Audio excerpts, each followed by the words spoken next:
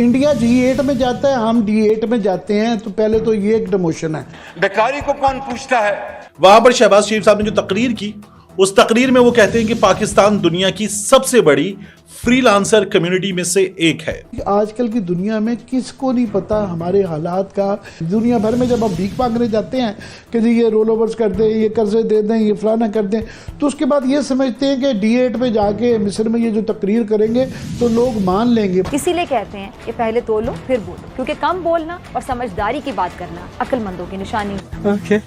पाशा वाले कहते कि इस वक्त हमारे रेवेन्यू में 30% का फर्क पड़ गया है, दुनिया अब हमें बिजनेस नहीं दे रही, ये जो फ्रीलांसर्स कम्युनिटी है इसमें। और शहबाज शरीफ साहब कह रहे हैं कि हम बेहतरीन सर्विसेज दे रहे हैं, हम तरबियत दे रहे हैं। मुल्क में हमारे इंटरनेट नहीं है, तो आगे जो है आर्टिफिशियल इंटेलिजेंस तो बाद में आएगी। पाकिस्तान के टेलीकॉम सेक्टर में सरमायाकारी में मुसलसल दूसरे साल कमी हुई है, यानी पिछले साल तो कम था ही था, इस साल उसमें मजीद कमी हुई है। दुनिया जा रही है 3G 4G के बाद 5G की तरफ, नई टेक्नोलॉजी की तरफ। आपकी टेक्नोलॉजी है 3G 4G छोड़ के अब्बू जी। करे बड़ी दिली खुशी हुई है कि आज हम इस काबिल हो गए हैं कि हमारे मुल्क का वजीर आजम किसी दूसरे मुल्क की सरजमीन पर खड़ा होता है तो फिर सीना चौड़ा करके ये कह सकता है कि हमारे पाकिस्तानी इतने काबिल हैं कि नौकरियां ढूंढे नहीं, नौकरियां बांटना शुरू करें। जी बिल्कुल, शहबाज शरीफ साहब एक जहाज़ भर के जो है मिस्र में पहुंच गए हैं और एहराम मिस्र के बराबर में जो है ना वहाँ पे झंडे गाड़े जा रहे हैं और टिकटॉक वहाँ पे बन रही हैं और धड़ाधड़ वहाँ पे आ रही हैं। और उन्होंने जो तकरीर की है D8 तरक्की पज़ीर ममालिक की जो है ये तंजीम है 8 इस्लामी ममालिक की, तो उनके अंदर वो बड़ी एक शानदार है।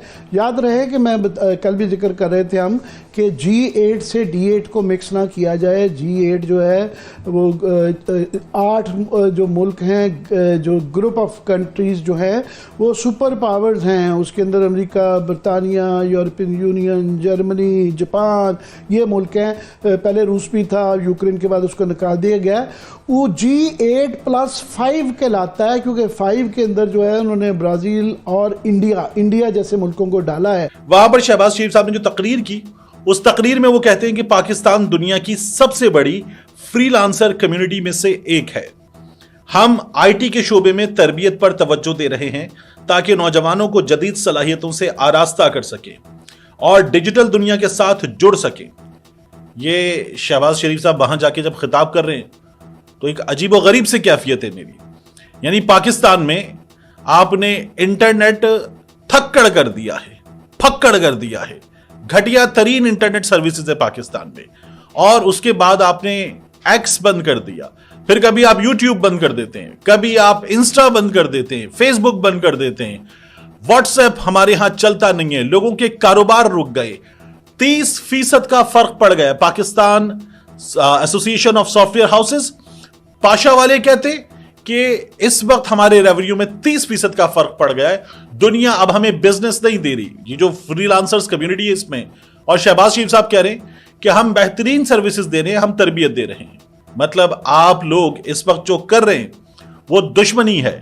इस डिजिटल एरा में आप लोग दुश्मनी कर रहे हैं नौजवानों के साथ। ये आज की एक और बड़ी खौफनाक खबर है कि ये सिर्फ एक साल में अक्टूबर 23 से लेकर 24 के दरमियान में 28,000 पाकिस्तानियों ने यूरोपियन यूनियन के ममालिक में पनाह के लिए दरख्वास्त दी है। 28,000 पाकिस्तानियों ने, जो कि अब दुनिया में इस वक्त सबसे ज्यादा जो अपने मुल्क से दौड़ रहे हैं लोग, वो पाकिस्तान से दौड़ रहे हैं। बाहर दुनिया में जाके आप कहते हैं हम तरबियत दे रहे हैं, हम बेहतरीन सर्विसेज दे रहे हैं। यहां जो आता है वो आप पे हंस के वापस जाता है। इस वक्त पाकिस्तान में वो पहले आता था मोबाइल फोन पे ई लिखा हुआ, उससे भी बुरी इंटरनेट सर्विसेज हैं और आप बातें बाहर जाके पता नहीं क्या क्या कर रहे हैं। इसके अलावा स्टॉक की जब बात करते हैं कि स्टॉक एक्सचेंज के ऊपर जाने से तो ऐसा लग रहा था जैसे तरक्की हो रही है, अब नीचे जा रही है और 5,000 इंडेक्स मनफी में चले गए, ये किसी को नजर नहीं आया। नेशनल टेलीविजन जो लाउडस्पीकर बनकर तारीफ के पुल बांधते थकता नहीं है, वो आज बताता ना कि क्या वजह थी जिसकी वजह से आज स्टॉक मार्केट नीचे गई है, ऐसी क्या रीजन बनी है। मुझे तो वो अमेरिका से 2 जो खबरें मैंने सुबह वाले पहले ब्लॉग में आपको बताई थी, वो 2 जो इकदामात या खबरें हैं, गो के एक नहीं होना चाहिए था। मैं ऑलरेडी कह रहा हूं कि हमारे डिफेंस प्रोग्राम के ऊपर कोई कदगन नहीं लगनी चाहिए, लेकिन उसकी नाकामी तमामतर इस सरकार के ऊपर है, इस हुकूमत के ऊपर है कि आप खारजा पॉलिसी ठीक से चला नहीं पाए, आप लॉबिंग नहीं कर पाते, आपने जो कुछ पिछले 2 साल में कर दिया है उसके आफ्टर शॉक्स बहरहाल आने थे, या आपने गलत किया। इससे हमारे जितना भी अरबाब इख्तियार हैं वो इनसे वाजपुर्स करें, इनको बिठाएं, इनसे पूछें कि आपने पिछले 2 साल के अंदर क्या कर दिखाई है। यहाँ पे अभी ये कल परसों से पूरी दुनिया में खबर चल रही है कि 40 पाकिस्तानी जो है वो यूनान के सालों में डूब गए, और ये हर साल में अब ये एक तो आतर के साथ होता है और लोग यहाँ से भाग रहे हैं। पहले आप एक गवर्नमेंट ले चुके हैं, फिर केयर टेकर सेटअप आया, फिर 1 साल से अभी आप बैठे हुए हैं तकरीबन 8-10 महीने से। क्या कारकर्दगी है आपकी सवाए उठक बैठक के? आज सुबह ही कुछ लोग ये ट्वीट कर रहे थे, देखिए जी सीडीए ने बड़ी कार्रवाई कर दी, मैरियट होटल का वो हिस्सा जो कि काफी अरसे से पहले ही सील कर दिया जाना चाहिए था, आज सील कर दिया गया। ये कहते रहे, तस्वीरें शेयर करते रहे कि कानून सबके लिए, इंसाफ सबके लिए बराबर। लेकिन आपको ये पता नहीं है कि इस तरह के बड़े इदारों के ऊपर इस तरह की कदगन लगाना सिर्फ 1-2-4 घंटे का काम ही होता है भाई, उसमें ज्यादा टाइम नहीं लगता। ये पिछले साल का ये गवर्नमेंट के दादो शुमार हैं कि 7 लाख पाकिस्तानी यहाँ से दौड़ा है। बेसिकली उनमें नौजवान शामिल हैं, ज्यादा नौजवान हैं, और बड़े बड़े बीच में से सिर्फ ये बेचारे बेरोजगार वो तबका नहीं है, पढ़े लिखे भी जा रहे हैं, ब्रेन ड्रेन भी हो रही है कि पहले ही हमारे कैपेसिटी के बड़े इश्यूज हैं कि यहाँ पे काबिल लोग नहीं हैं, तो जो चंद रह गए हैं वो यहाँ से दौड़ रहे हैं।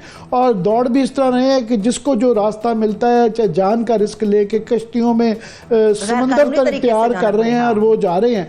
तो ये जब उस तरह की बाहर जाके तकरीरें करते हैं तो लोगों को छुपा नहीं है दुनिया भर में जब हम भीख मांगने जाते हैं कि जी ये रोल ओवर्स कर दें, ये कर्जे दे दें, ये फलाना कर दें, तो उसके बाद ये समझते हैं कि D8 पे जाके मिस्र में ये जो तकरीर करेंगे तो लोग मान लेंगे।